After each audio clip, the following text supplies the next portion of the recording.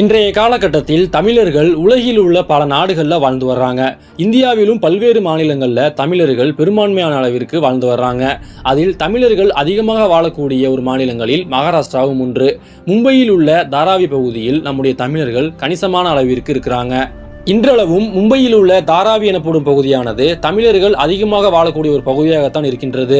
நம்முடைய தமிழர்கள் எப்படி தமிழ்நாட்டில் இருந்து மும்பைக்கு போனார்கள், அங்கு அவர்கள் எப்படி தாராவி எனப்படும் ஒரு பகுதியை உருவாக்கினார்கள், தமிழர்கள் மும்பையில் எப்படி ஆதிக்கம் செலுத்தினார்கள், அதன் பிறகு தமிழர்களுக்கு எதிராக மகாராஷ்டிராவில் நடந்த வன்முறைகள் என்னென்ன என்பதை பற்றி இந்த வீடியோவில் நம்ம தெளிவாக பார்க்கலாம். வீடியோக்குள்ள போறதுக்கு முன்னாடி இதுவரைக்கும் நீங்களும் நம்ம சேனலை சப்ஸ்கிரைப் பண்ணலன்னா மறக்காம சப்ஸ்கிரைப் பண்ணிடுங்க.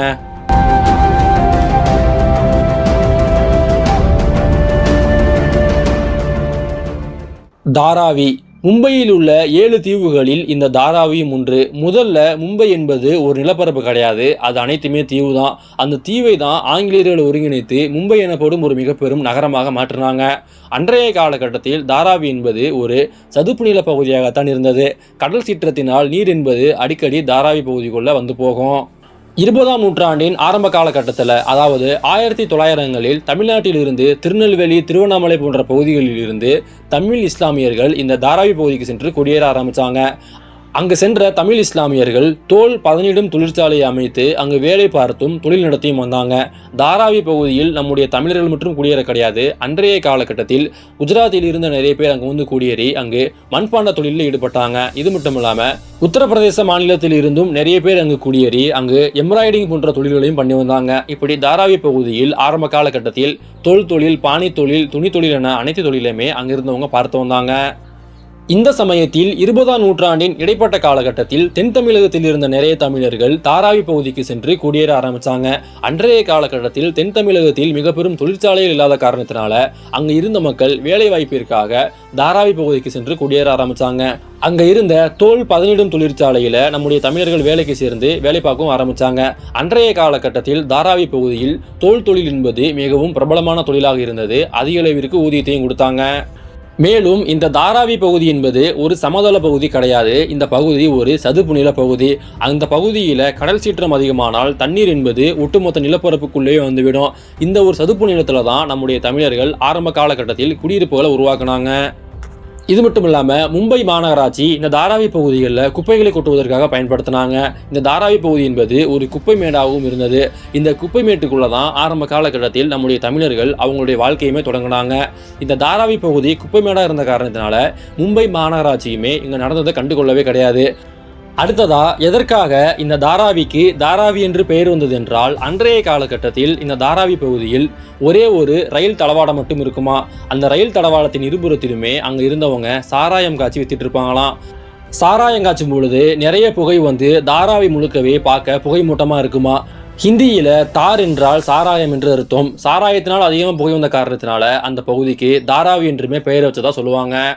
இப்படி நம்முடைய தமிழர்கள் இந்த தாராவி பகுதியில் குடியேறிய பிறகு அந்த பகுதியில் கொஞ்சம் கொஞ்சமாக ஆதிக்கம் செலுத்த ஆரம்பித்தாங்க.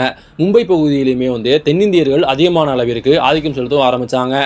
முக்கியமான அரசு பணிகள், தொழிற்சாலைகள் என அனைத்திலுமே நம்முடைய தமிழர்களும் தென்னிந்தியர்களும் மும்பையில் அதிகமாக இருந்தாங்க. இது அங்கிருந்த மாராத்தியர்களுக்கு மிக பெரும் பிரச்சனையாகவும் அமைந்தது.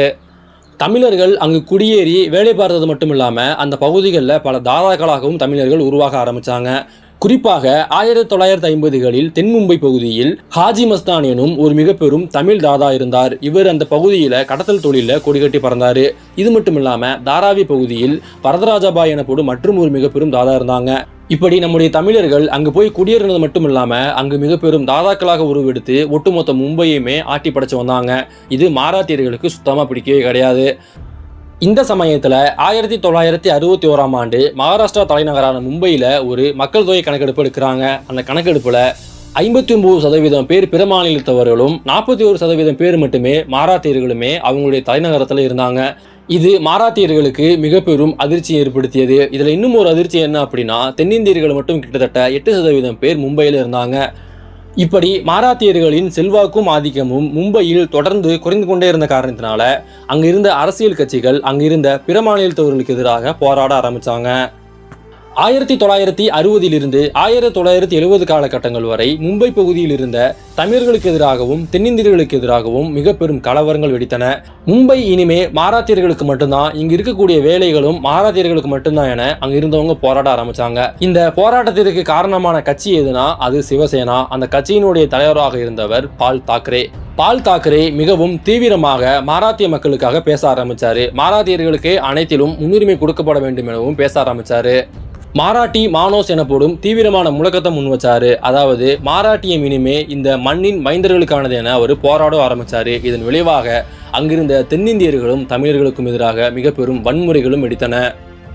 பால் தாக்கரே 1960 மர்மிக் இதழ் எனப்படும் ஒரு பத்திரிகையை தொடங்கினார். இந்த பத்திரிகையின் மூலமாக மராட்டியர்களின் உரிமை எப்படியெல்லாம் பறிக்கப்படுகின்றது, தென்னிந்தியர்களும் பிற மாநிலத்தவர்களும் இங்கு வந்து குடியேறி அவர்கள் எப்படி தங்களுடைய வேலைவாய்ப்பை சுரண்டாங்க என்பதையெல்லாம் பற்றி தெளிவாக கட்டுரை எழுதவும் ஆரம்பித்தார். மும்பையில் உள்ள அலுவலகங்கள், தொழிற்சாலைகள், அரசு பணிகள் என பலவற்றிலையுமே தென்னிந்தியர்களும் தமிழர்களும் தான் அதிகமாக இருக்கிறாங்க.